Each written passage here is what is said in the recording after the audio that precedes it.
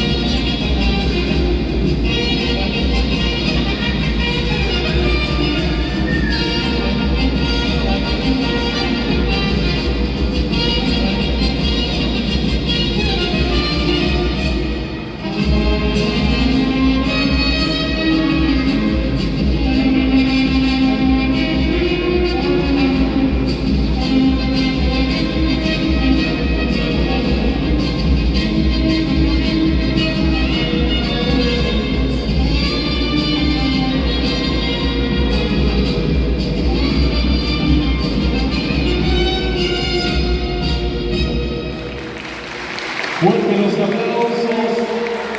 Muchas gracias a Jocelyn Schwetlin, que nos deleitó con su simpatía en la